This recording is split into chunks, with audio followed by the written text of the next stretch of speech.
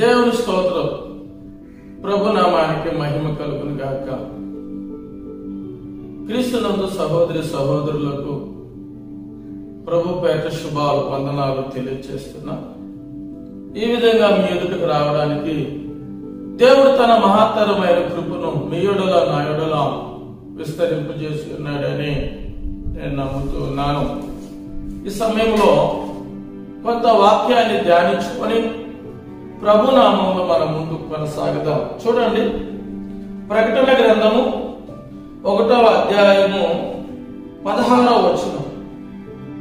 ఆయన తన కుడి చేత 7 నక్షత్రములు పట్టుకొని ఉండెను. దేవుడి వాక్యాన్ని మన వినికిడిలో దీవించి ఆశీర్వదించును గాక. ఈ 7 నక్షత్రములు 7 సంఘాలకు దూతలను సూచిస్తున్నాయి.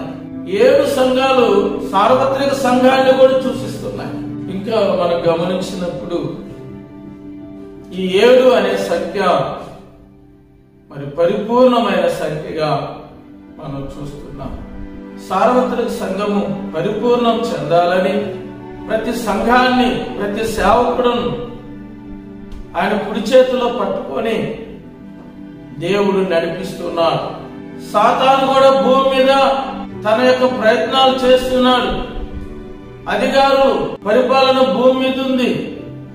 వీటన్నిటికి పైగా ఆకాశాలు మహాకాశాలు పట్టజాలిన దేవుడు, మహాదేవుడు, సర్వశక్తిమంతుడైన యేసయ్య నిన్ను నన్ను పరిపాలన చేస్తున్నాడు. అంత్య దినాలలో మనమున్నాము.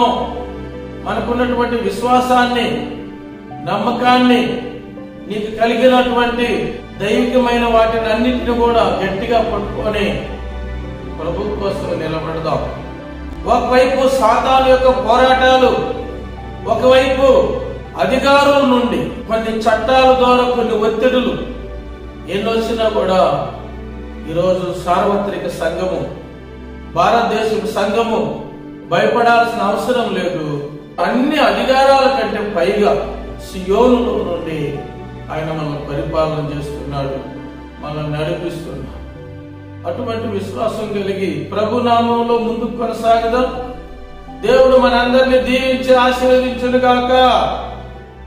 ఆమేన్.